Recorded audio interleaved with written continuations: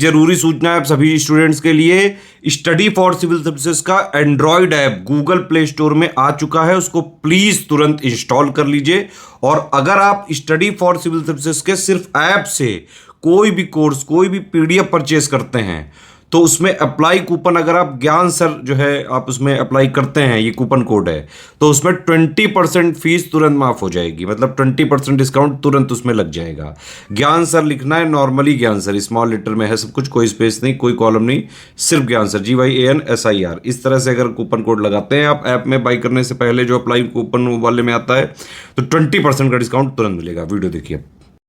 नमस्कार दोस्तों, कैसे हैं आप सब। एक नई वीडियो में आपका स्वागत है। देखो, हम लोग मॉडर्न हिस्ट्री के पीवाईक्यू देख रहे हैं, ठीक है। और जितने भी पीवाईक्यू देख रहे हैं वो एक टाइमलाइन के हिसाब से चल रहे हैं कि जब आपके भैया यूरोपियन पावर भारत में आई हैं। जो आपका सीरीज है, इंग्लिश में भी है, हिंदी में भी है। तो चलो जल्दी से वीडियो स्टार्ट भी करते हैं। एक चीज और ध्यान आपको पता होनी चाहिए कि हमारा यूपी पीसीएस 2024 का एक पेड ग्रुप चल रहा है, प्री प्लस मेंस का। तो एक ही जगह पे कंप्लीट सिलेक्शन वाली तैयारी करने के लिए, जिसमें आपका प्री की भी तैयारी हो जाए, मेंस का भी आपकी आंसर राइटिंग प्रैक्टिस हो जाए, तो हमारा पेड ग्रुप ज्वाइन कर सकते हो। कैसे करोगे? इन नंबर्स पे कॉल करके। और साथ ही साथ हमारा आर ओ का भी पेड ग्रुप चल रहा है, री एग्जाम वाला है, ठीक है, उसको भी आप ज्वाइन कर सकते हो। तो चलो वीडियो स्टार्ट भी करते हैं।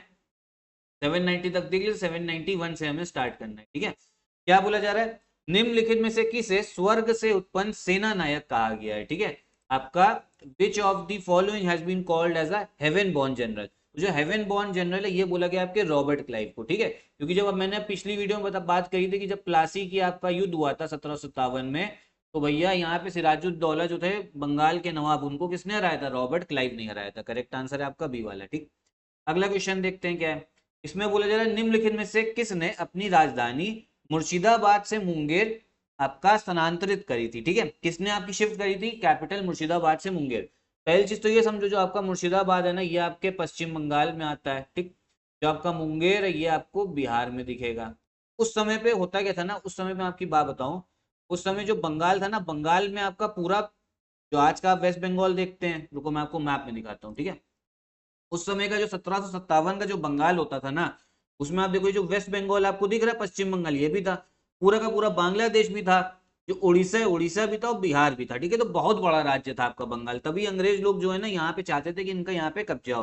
तो भैया आपका एक रूलर था जिसने जो आपकी राजधानी थी मुर्शिदाबाद से कहाँ शिफ्ट करी थी? मुंगेर। मुर्शिदाबाद थी आपकी पश्चिम बंगाल में और मुंगेर थी आपकी बिहार में।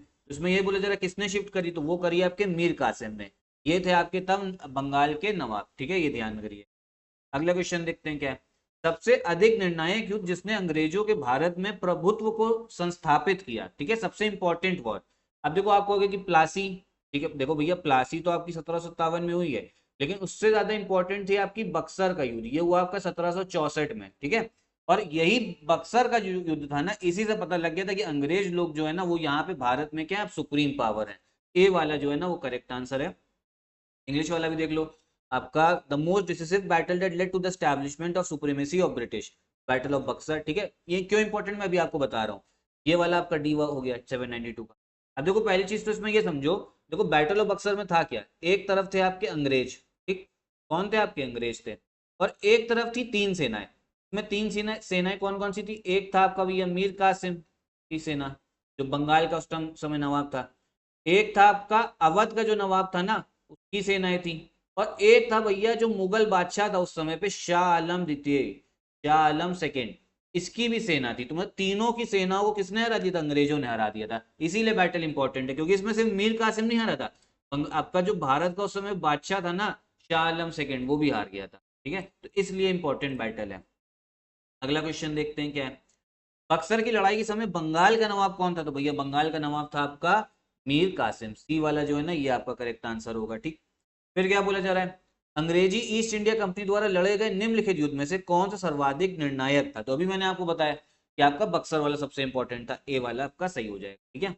और इंग्लिश वाले भी देख लो इसी में। तो who was the nawab of Bengal when battle of Buxar was fought? बताया मीर कासिम, सी वाला। फिर सबसे इंपॉर्टेंट बैटल अभी बता चुके हैं, बैटल ऑफ बक्सर। क्योंकि देखो पीवाईक्यू जो है ना इंटर रिलेटेड है, इसलिए भी मैं सब करवा रहा हूँ ताकि आपको याद होता चाहे। सबसे इंपॉर्टेंट बैटल जो है बक्सर है, 1764 में हुई है। एक तरफ था आपका अंग्रेजों की सेना और दूसरी तरफ थे भैया तीन सेना है।